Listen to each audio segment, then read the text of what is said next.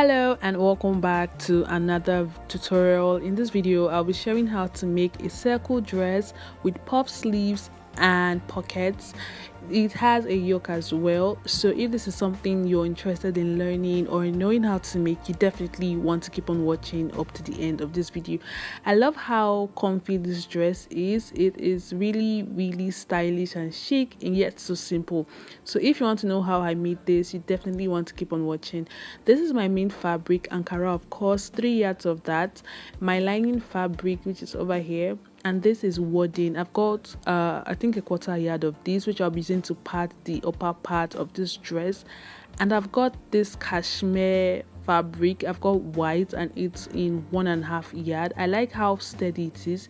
It's a little bit thick, and that is what I'll be using for the yoke as well as the sleeves and the hem of this dress. So this is my front plan. I went ahead to mark out the darts. So you guys have seen me mark out buste darts a couple of times on the channel, but if you do not know how to mark out that, I would have a video linked in the description box as well as the top right part of the screen for my bustier pattern tutorial, so you can check it out. So for this project, my neckline is 3 inches wide and 4 inches deep.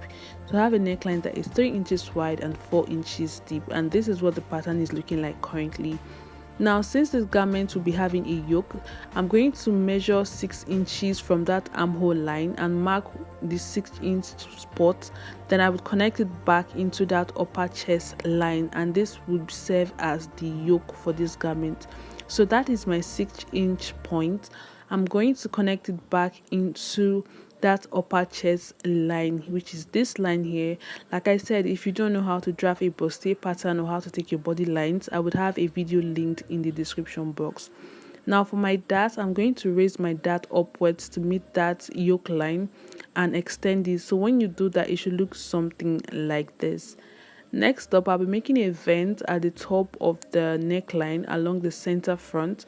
So I want a vent that is 1/4 inch wide and 2 inches deep. So I'm going to mark 1/4 inch along my neckline like this, and then I'm going to mark 2 inches downwards, and it should look something like this. So this part would be the vent along the center front of the neckline, and this is what our pattern is looking like for the front. I'm just going to go ahead and cut everything out, and it should look something like this. Like I said, if you don't know how to draft a bustier pattern, please check the description box of this very video. For the back, this is my back plan. My neckline is 3 inches wide and 1.5 inches deep. Now do note that the neckline does not include the zipper allowance, which is on the center back. All right, so what I'm going to do is to come down the armhole by 6 inches like I did for the front, and then connect it back into that upper chest line like this. Then I would extend the darts to meet that yoke line that we just drew, the same way I did for the back, and I cut it out, and it should look something like this. Do note the back has a zipper allowance, which you can see runs from the top of the yoke to the bottom. Next up, I'll be cutting my flare, and to do this, my fabric is folded into 4. So I folded my fabric into 4 and placed it on the wrong side. So it's folded on the wrong side, as you can see. So what I'm going to do is divide my waist circumference by 6.28. So currently my waist circumference is 30 inches. If I divide that by 6.28, it will give me 4.7, which is approximately 5 inches. So I'm just going to mark 4.7 regardless on all corners, ensuring that I use that sharp edge as a guide. So I haven't done that. The next step would be to determine the length of the flare. Now from my shoulder to where this initial flare is 36 inches. And do note that our upper half of this garment is 17 inches long, so I'm going to subtract 17 inches from 36 inches. And to do this, I'm just going to place the tape, the 17-inch point of the tape, at that waistline that we just drew, which is this point here, and I'm going to mark the 36-inch point, which is here.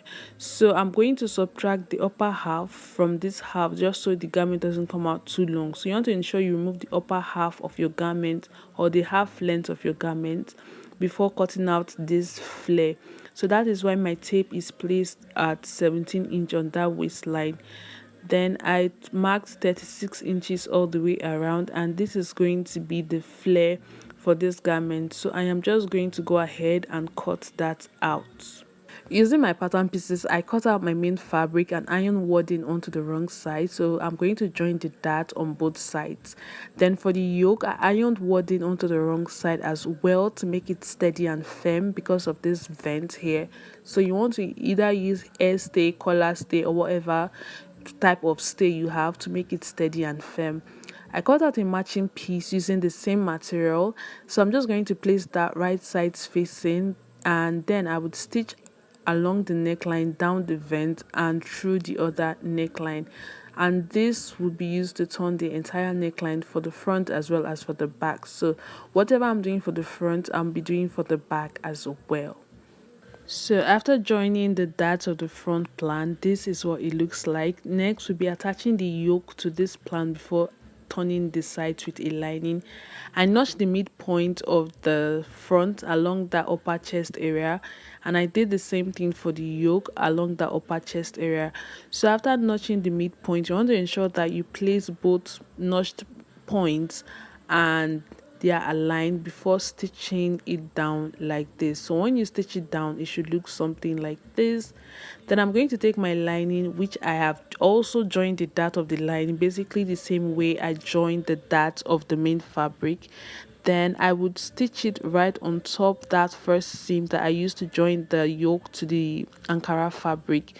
So I would do that only on the upper chest line and on the sides. Then whatever I did for the front, I did for the back as well. So you can see that that yoke is kind of like hidden between the lining fabric and the main fabric. So this is what it looks like. I did join the shoulder off camera. So this is what our front plan is looking like currently. And now we'll be moving over to making the hem. But first we'll have to join the sides of this upper part.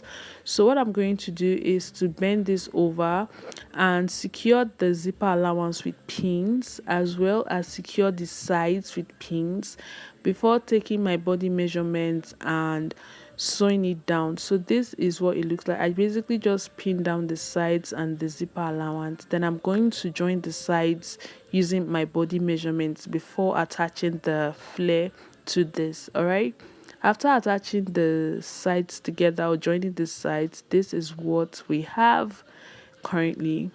So before I attach the flare to the upper part, I'm going to fold my fabric into four like this. Then I'm going to come downwards by 7.5 inches like this. Then I would go inwards by 8 inches. So what I'm going to do next is to make a D curve from that 7-inch point all the way around, ensuring that I don't exceed that 8-inch point. So I'm going to make a D curve like this. Then I would mark 1 inch on one side of that curve and connect it up to meet the other point. So this would slant that edge a bit. Then I would cut it out to make the pocket. So when I am done cutting, I would have 4 pieces for this, and 2 of these pieces will be used to make one pocket and the other 2 will be used to make the other pocket. So you have 2 to make a pair. For my flare, it is folded into 4, and this is a full flare, by the way. I only cut one side open because I don't want too many joining or too many stitches for this flare. I want a full flare. So that side that has the cut would be the center back, and this other part that meets up with that point would be the center front. Then this other part here that has double folds would be the side front naturally, or the side of the garment. So from that side that I just noted, which is the side of the flare, I'm going to mark 1.5 inch from the waist, and this would be used to create an opening for the pocket of this garment. So 1.5 inch from the waist. Then from that 1.5 inch spot, I'm going to mark 7 inches downwards, and this would be used to make the pocket because I do not want an opening or a side stitch for this flare. I don't want to have to join my flare on the side and on the back as well. So after cutting that open, it should look something like this, and this is where I'll be attaching my pocket because I do not want the sides to have a joining from top to bottom. All right, so this is basically the opening for the pocket of this garment.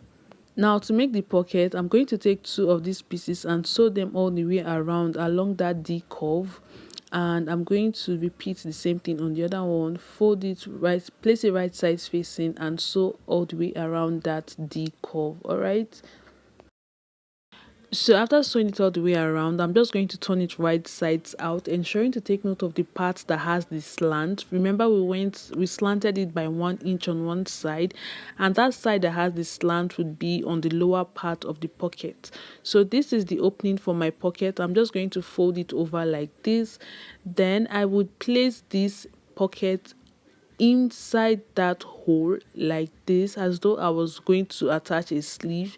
So I'm just going to pin all the way around, ensuring that I take note of the side that has the slant, and that side is at the bottom, while this peak or the pointed side is at the top of the pocket.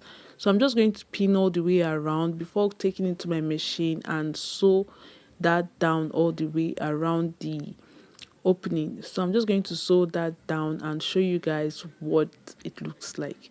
After sewing it, this is what it looks like. And see, the pocket is here, and you almost can't tell that there's a pocket here because there is no stitch that runs from top to bottom. It is almost invisible to actually know that there's a pocket here. And this is what the wrong side looks like. I'm just going to cut out a lining and stitch a lining onto the flare on the wrong side all the way around. After stitching on the lining, this is what it looks like. The lining does not have any cut or opening. It's basically a full lining, and I stitched that all the way around the flare. So this is what the wrong side looks like. It is neat and really clean, so you cannot tell that there's a pocket here because everything is inside the lining. So what I'm going to do is to fold my flare into two and notch the midpoint of my waistline on that flare, and this is because I'll be attaching it to the upper part of the garment, and we need this as a guide just so everything is equal on both sides. You don't want one side to be longer or shorter than the other. So along the waistline of my upper part of this dress, I'm going to fold it into two again. Then I would notch the midpoint as well. So like I said, this would ensure that you have the same amount of fabric on either side of this dress. So what I'm going to do next is to pin those notch points together and pin the sides next. So when pinning the sides, you want to ensure that the point that has the pocket or the side that has the pocket sits on the side seam of the upper part. So you don't want that part that has the pocket going anywhere else at this point. It should sit at the side seam that has the part that has the side seam should sit on the side that has the pocket. You want to ensure that it is aligned. You don't want your pocket being in front or being in the back. So after pinning it down, I went ahead to stitch it, and this is what it looks like currently. Next up, I'll be measuring the hem of this flare all the way around from one end to the other end, and divide whatever figure I have by 6.28. That would be the radius for me to cut out the white flare, which I'll be attaching to the hem of this dress. Okay, so I'm basically going to measure the hem all the way around. That's the bottom parts. Now I'm going to measure all the way around and divide whatever I have by 6.28.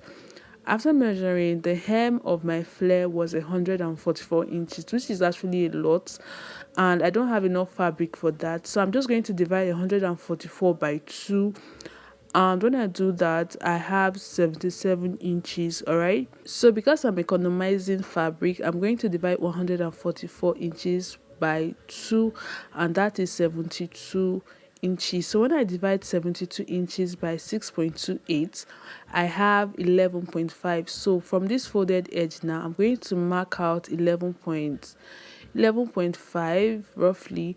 So I'm going to mark out 11.5 as the radius of this fabric. So what I'll be doing is I'll be cutting out 2 of that. Since I divided it by 2, I'll be cutting one circle first, then cutting the other circle later, basically I'll have to join the white parts. Now, to get the length of this lower part, now do note that the upper part is 36 inches, which we already have here. So if I minus 36 inches from 42 inches, which is going to be our total length, I would need this white fabric to be at least 6 inches to make up that 42 inches.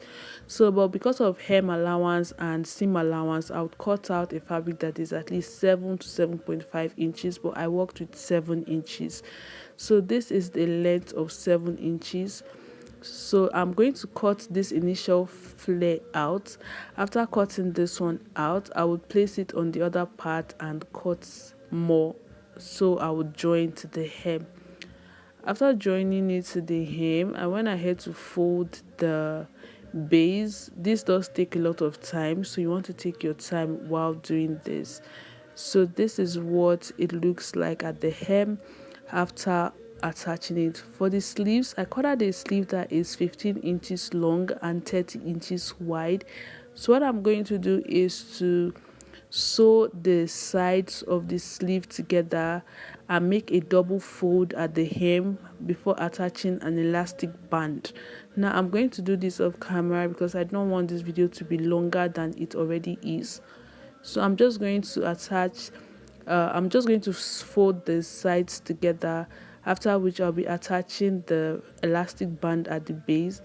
Then for the garment, I'm going to go ahead and join that center back by whatever I left for my zipper allowance. So whatever you use for your zipper allowance is what you'll be joining the side back with. So I'm just going to join that before installing the zipper and the sleeves. Okay. After attaching the sleeves, quick twirl, and this is my dress looking all beautiful. I love how simple this dress is, yet so beautiful. And the pockets are there like they're not there, you understand. Anyway, let me know your thoughts about this project in the comment section. If you enjoyed this video, do click on the like button, subscribe if you haven't subscribed. And this is the back of my dress anyway, looking all nice and clean. And let me know your thoughts about this video, share, subscribe, and I'll see you guys. Bye.